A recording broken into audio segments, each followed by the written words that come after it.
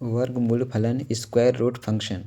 तो हम किस तरीके से रिप्रेजेंट करते हैं फलन को, f x equal to root x. यही हमारा क्या कहलाता है, वर्गमूल फलन।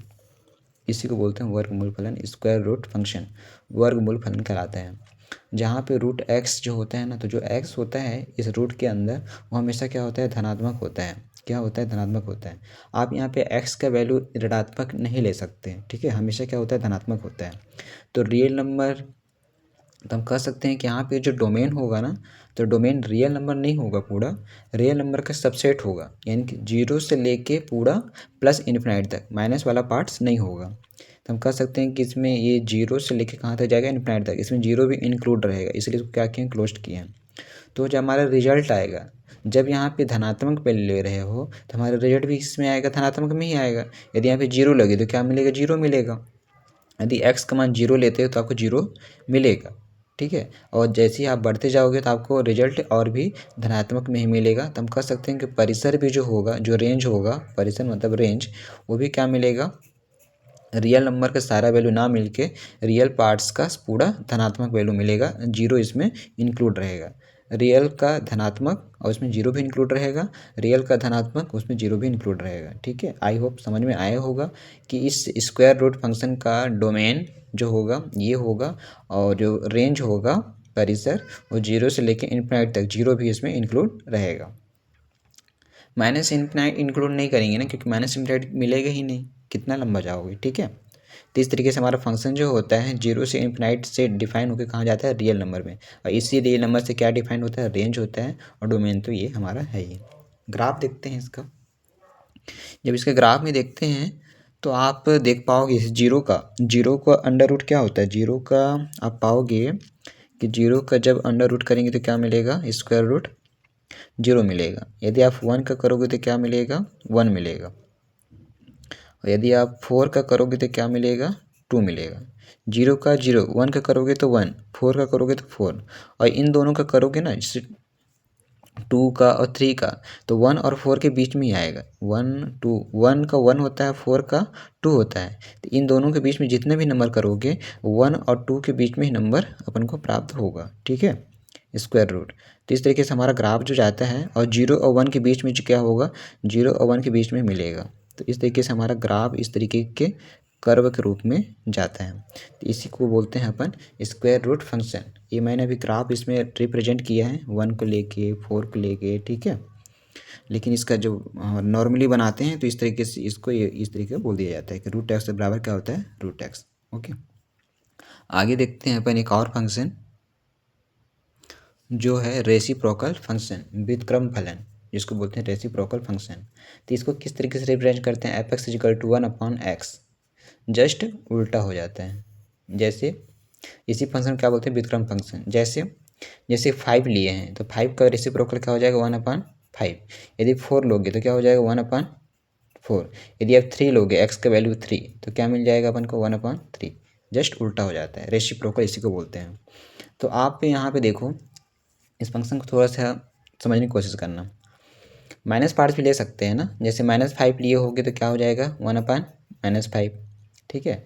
यदि -3 लोगे तो क्या मिल जाएगा, 1/-3। लेकिन आप ज़रा सोचो, यदि आप जीरो लेते हो तो जीरो का रेसिप्रोकल 1/0, जो कि इन्फिनाइट हो जाएगा। और इन्फिनाइट तो हमको मिलेगा ही नहीं, इन्फिनाइट तो बहुत लंबा होता है ना, हमको मिलेगा ही नहीं। यानी कि हम कह सकते हैं कि x का वैल्यू पूरा रियल नंबर लेंगे लेकिन जीरो नहीं लेंगे। याद रखना, जीरो नहीं लेंगे, क्योंकि जीरो लेने पर क्या हो जाता है, इन्फिनाइट हो जाता है, जो कि असंभव है। तो डोमेन क्या होगा, रियल नंबर होगा सारा का सारा, लेकिन इसमें जीरो इंक्लूड नहीं होगा।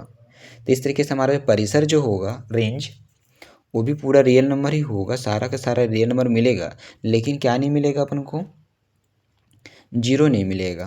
क्यों, क्योंकि जब इन्फिनाइट लोगे ना, क्योंकि 1/इन्फिनाइट लेने पर हमको जीरो मिलेगा। तो इसमें इन्फिनाइट रियल नंबर पे इन्फिनाइट कहाँ से पाओगे, पाओगे ही नहीं, ठीक है। तो इस तरीके से हमारा जो प्रांत होगा, डोमेन होगा,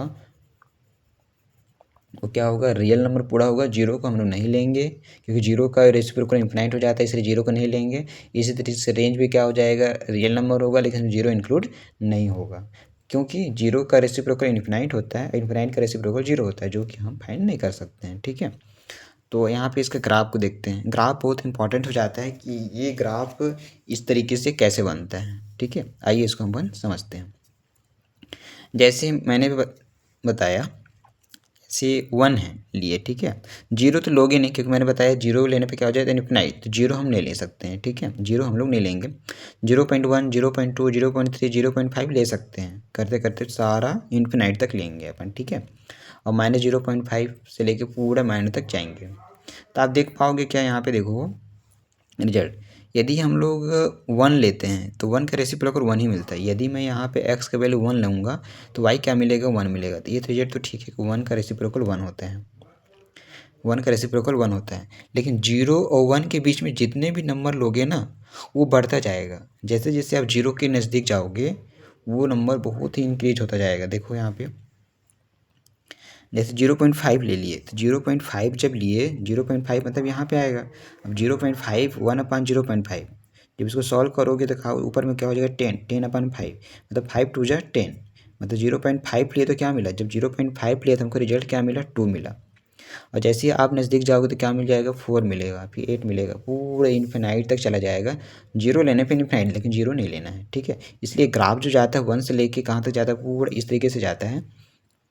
यदि आप ग्रेटर लेते हो, ग्रेटर मतलब जैसे 2 ले लिए, जब 2 ले लिए तो क्या मिला 1/2, 2 का रेसिप्रोकल 1/2 यानी 0.5।